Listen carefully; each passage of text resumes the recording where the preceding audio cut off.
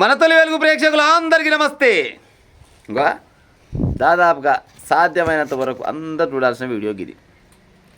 బీహార్లో అనంట బీహార్లో హాజీపూర్ అనే ఒక ఊరుందంట. పిల్లం అంట 12వ తరగతి చదువుతుందట. 12వ తరగతి చదువుకుంది, పెళ్లి చేసుకున్నట. పాపం చిన్నపిల్ల మంచిగా చదువుతుంటుంది, అచ్చరం తెలి బాగానే ఉన్నాడు అనుకొని మొగడు ఏం చేసినట్టంటే పెళ్ళాన్ని ఇంకా చదివిద్దామని చదివించిందట.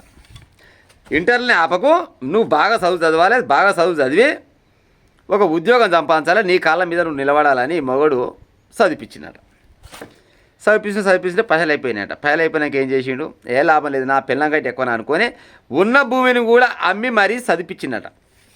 గొప్ప చదువు చదివించినట. చదివియంగా పిల్లానికంట గవర్నమెంట్ టీచర్ అమ్మ కొలుకొచ్చిందట. సెలక్షన్ అవుతారు కదా, చదువు పంతుల అమ్మకి సెలక్షన్ అయిందట. సెలక్షన్ అయినాడు, ఏటలు కోసినట, దావత్ చేసినట, స్వీట్లు పంచినట, అన్ని రకాలుగా చేసినట. అన్ని రకాలుగా చేసినాక ఇక ట్రైనింగ్ ఉంటుంది కదా, జర కొత్తగా సార్లు అయితే వాళ్ళకి ఏం చేస్తారంటే ట్రైనింగ్ ఇస్తారు.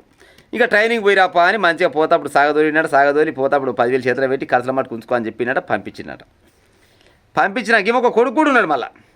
అయితే పంపించినాక ఇక ఫోన్ చేస్తుంటే ఫోన్ ఎత్తలేదంట. అరే ఫోన్ చేస్తే ఫోన్ ఎత్తలేదు, ఏం కావచ్చు అంటే ఏమైనా ట్రైనింగ్ గిట్ ఇస్తురు, ఏమన్నా భార్యకు మంచిగా చదువుకుంది కదా, కొలువు వచ్చింది, ట్రైనింగ్ గిట్ ఇస్తురేమో, బిజీగా ఉందేమనుకొని మొగడు 4 రోజులు ఆగినట్ట. ఎప్పుడు చూసినా ఫోన్ ఎత్తలేదు.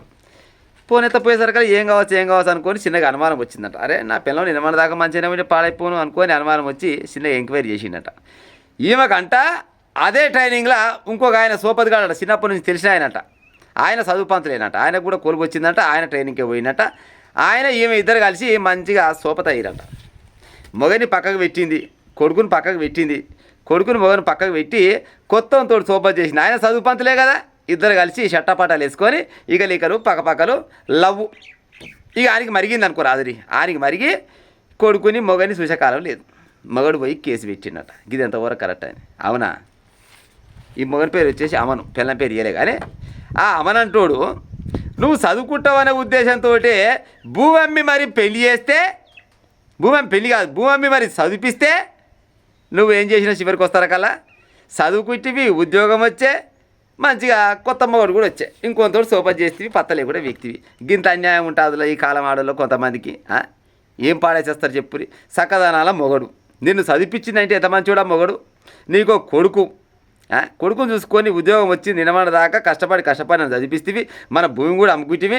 మరి 4 పైలతోటి మళ్ళీ కొనుక్కుంటే భూమి కొనుక్కుంటా, లేకపోతే ఇంత ప్లాట్ కొనుక్కుందాం, మన కొడుకుని చూసుకుందాం, మనం చూసుకుందాం అనుకుంటే ఆమె ఆడి మనిషి అంటారు.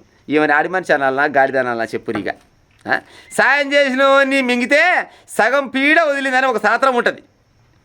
సాయం చేసినట్టు మింగుతారంట కొంతమంది. అందులో ఏక నెంబర్ ఉన్నట్టుంది ఈమె. నువ్వు చదువుకుంటావని భూమి అమ్మి చదివిస్తే ఎంత ముద్దుగా ఇంకొని మరిగినావంటే నిన్ను ఏమనాలో చెప్పిగా.